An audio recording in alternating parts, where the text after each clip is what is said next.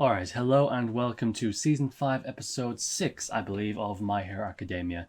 I'm sorry about this one being late again. I've been trying to keep schedule, but without going into any detail, just things over the last few months have been extremely difficult, and recently it's been getting to me a lot in regards to my work and trying to keep motivated with doing things. I'm not going to go into detail, there's no point, but it's just been difficult recently, but I've been trying to keep up and trying to keep working, and even though this video is a bit late, I'm going to get back to it. I'm going to try, I'm going to do it. I'm going to try my best to stay on schedule from now on to the best of my ability. I don't want to miss any more weeks. I want to start recording Hunter x Hunter as well, because it's been so long since I made a Hunter x Hunter video, and it's annoying that it's been so long since I made a Hunter x Hunter video, because I really like that show and I want to get back to watching it. But yeah, enough about that. I'm finally here for episode 6. So, last episode we were in the second match. We were watching, I forget the names, Momo and her team versus, what's the name? I forget her name, the redhead, I forget her name. I'm just bad with names, I'm sorry. We're watching that fight. That wasn't over yet. Oh my god, all the names are slipping my mind at the moment. Oh, jeez. Bird guy, how have I forgotten his name? Tokoyami, we got a bit of a spotlight last episode with him. I feel like the way this is set up is that we're kind of going to get a bit of spotlight for each one of them. So that last episode was kind of Tokoyami's episode. So maybe this episode will be Momo's episode, maybe? That kind of feels right, you know, kind of go from him to her and kind of the focus. And because with the villains, Team B, not actually villains, but, you know, the antagonists of this arc, Class B, sorry. Last episode was very much about the shadow guy, and it seems like it's switching over to Kendo, that's her name, and kind of the mushroom girl. They're going to be kind of a new focus, it seems. So it would make sense if the hero team kind of switches focus as well, but we'll see what happens. But yeah, I don't have a whole bunch to say because these episodes have been pretty self-explanatory. All I want to say is that I'm sorry that these episodes haven't been coming out regularly. I'm sorry that my channel hasn't been uploading as much as I would have liked. I haven't even gotten the goddamn update video out yet. It's just the last few months have been a big mess, and I'm sorry about that. I'm working hard to try and get things back on the schedule, but it's just difficult. I hope you all understand that. You know, sometimes life gets in the way, and I'm trying my best to keep things as consistent as possible. But sometimes it just gets really fucking tough, you know. But yeah, enough talking about that. Let's get into the episode.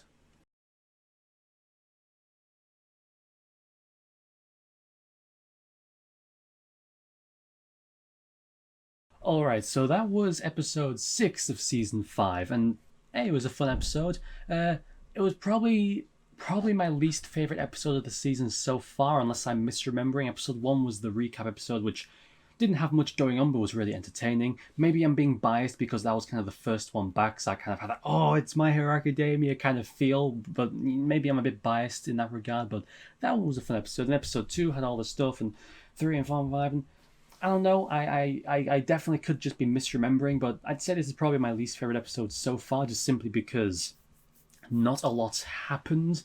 It definitely felt kind of like, I don't know, it feels kind of, it gives me kind of like the Hobbit Battle of Five Armies vibes, you know, where it's like they took like 10 pages worth of content from the Hobbit book and just stretched it out into a full movie for the sake of having a trilogy. I'm not saying that's what happened, but this episode to me definitely gave me kind of like a small amount of content stretched over to a large space of time kind of vibes, you know? Like there was a lot of flashbacks, there's a lot of flashbacks, a lot of recap at the beginning, a lot of characters spending time explaining what we just saw, you know? In terms of what actually happened, not a ton happened. I'm not saying it was a bad episode, I'm not saying that. I'm not saying I didn't enjoy it. I did enjoy it. I'm just saying that I did enjoy it, but probably my least favourite episode so far, just because it feels like not a lot really happened. But not a lot would have happened, but some stuff did happen, so let's get into that. First of all, congratulations, Class B. I talked the end of last episode, wondering about how many matches Class B was going to end up winning, because, I mean, you have like, 5, 6 matches, something like that. I think it's 5. You're going to have Class B win some, right? It's only natural. So having them win this one, Yeah, fair enough. They did the thing at the end where they were kind of like, oh, let's big up Class A, because even though Class A lost, we don't want to make it seem like they hadn't made any progress. That's not the case at all. It's just Class B is really good. Class B is great as well. Just because they haven't been having all the adventures that Class A have been having doesn't mean you can take them lightly, because they're still a class in the biggest hero school in the country, right? I bet that All Might, when he was at UA, didn't go through these kinds of adventures that Class A are going through. Well, maybe he did, I don't know. But it probably wasn't as exciting, and yet look how he turned out. There's obviously other things involved in that, but you get what I'm trying to say. If this hero school wasn't capable of turning out really good heroes, they wouldn't be the top hero school in the country. So just because they haven't been going through as much exciting stuff as Class A doesn't mean they ain't really good. And that's clear, they are really good, and they've got some really good powers. Mushroom Girl, I like her, but her power is gross, and I hate it, and I will be happy if I never see it again, because I hate mushrooms, they're disgusting. I'm sorry if you like mushrooms, nothing against you if you're a mushroom fan, but oh my god, I hate mushrooms.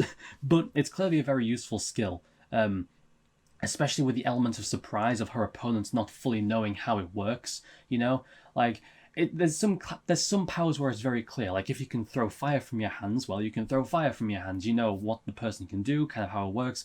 But her power is kind of like she can make mushrooms appear. Stuff like making mushrooms appear inside of someone to block up their airways, for example, or block up their lungs.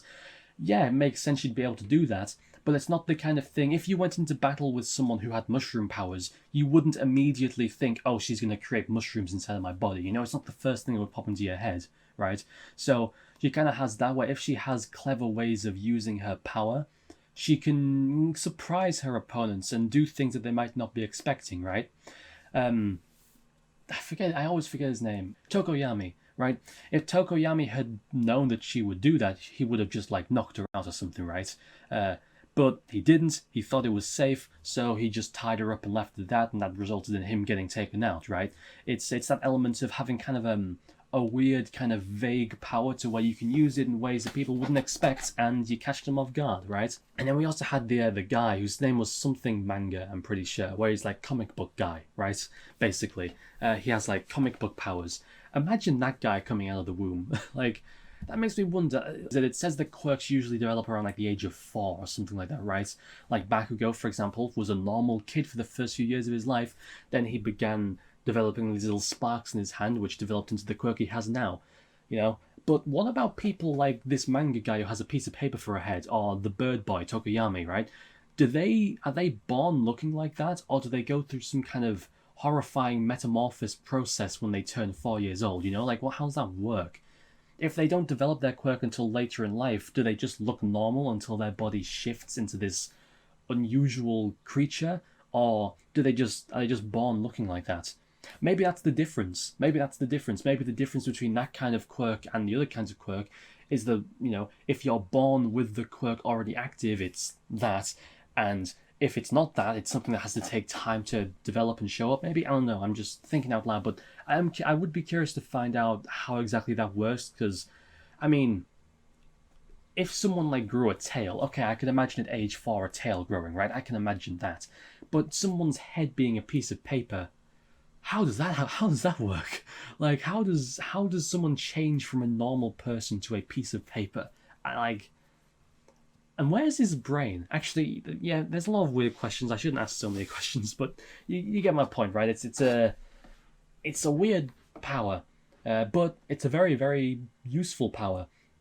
It's one of those powers like Momo's where, depending on the person using it, it can either be really meh or really great, right? The power is only as effective as you make it, right? So, depending on the words he uses, how many words he learns, and the creative ways he mixes them together, he can create some really strong stuff, right? His usage of the power in this battle was instrumental in Class B's victory. It was a big part of why Class B won, because he was able to use his power to separate Class A's team into little chunks, and then each individual chunk of the team got beaten separately, right? So it's a power that can be used in a whole bunch of different ways, and I'd be interested to see what kind of creative ways you can use it in. It does seem as though that it creates words. So, for example, if he said the word bang, it wouldn't create an explosion. It would create the word bang with properties that, I guess, go with the word. So he doesn't create things that represent the word. He creates words that have the powers of the things they are onomatopoeia for. So bounce doesn't create a bouncy thing, it creates the word bounce, which is bouncy, right? Unless I suppose unless that's just how he's using the power now, but we don't really know enough information to make that assumption, I guess. But unless it's stated otherwise, I'm going to go ahead and assume he can only create the words that have the properties and not anything more than that, but who knows. But yeah, that could be really dangerous as well, like more than just like taking out villains dangerous, but like legitimately really dangerous if he used an onomatopoeia that was really like scary. Like I can't think of one off the top of my head, but like something that creates a nuclear explosion or a black hole or something like that, something that could be actually really dangerous. And I wonder, does he have to intend to do it? Because it's like Shinzo's power, right, where he has to intend to mind control someone in order to do it. I wonder if it's like that, where he has to intend to create the word in order for it to actually appear, or whether it just happens anytime he uses an onomatopoeia, whether he wants to or not. Because I imagine if it's the latter, that would be extremely annoying, to say the least. But yeah, so the team was all split up, and then Kendo came in. Now, Kendo, she has a bit of a rivalry going on with Momo, because she is kind of put into the same category as Momo, but Momo's in Class A instead of Class B. She has better grades. She's probably more popular, kind of relatively speaking. She made it into the tournament in the season 2. Kendo kind of used Momo as being in the same category as her, at least in terms of how people perceive them, but achieving more than her. And she doesn't like that. She doesn't like being the lesser of two people.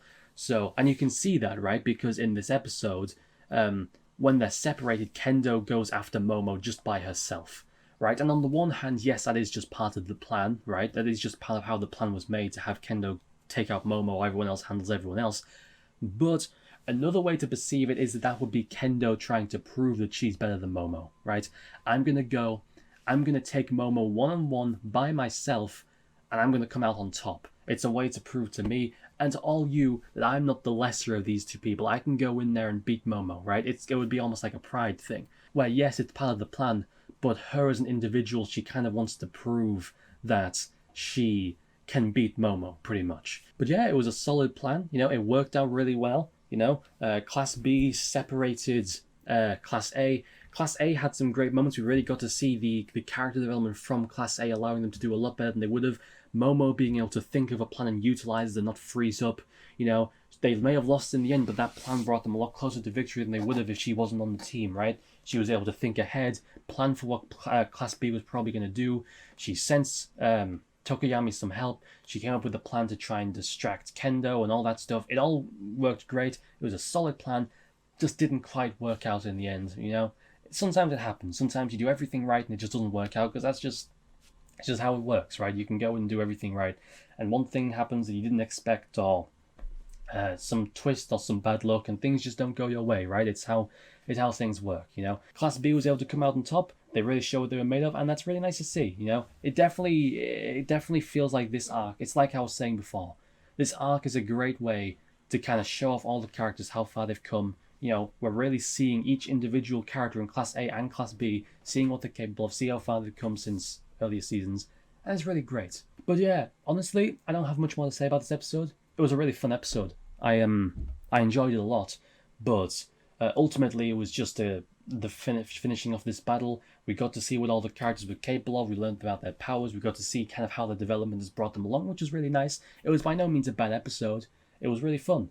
But yeah, it definitely, it was what it was. The episode needed to happen because it, in order for the story to progress. But yeah, it served its purpose. It was perfectly fine. But I just don't have much more to say about it, because there isn't much more to say about it. But it was really enjoyable. I liked it. And next episode's coming out tomorrow. I don't know when this episode will be uploaded. Probably the same day, but I guess I'll see. I'm going to go ahead and assume that I'm going to be uploading this episode tomorrow, meaning that if you're watching this episode now, my reaction to episode 7 will be coming out later today. But we'll see. I don't know entirely when I'm going to be uploading this episode, but we'll see. But yes, that was the episode though. It was fun. I liked it, but probably my least favorite episode of the series so far. Not because it was bad or any negative qualities, but just simply because the other episodes did more, right? But I'm looking forward to the next episode. So thank you all very much for watching, and I will see you soon for episode 7.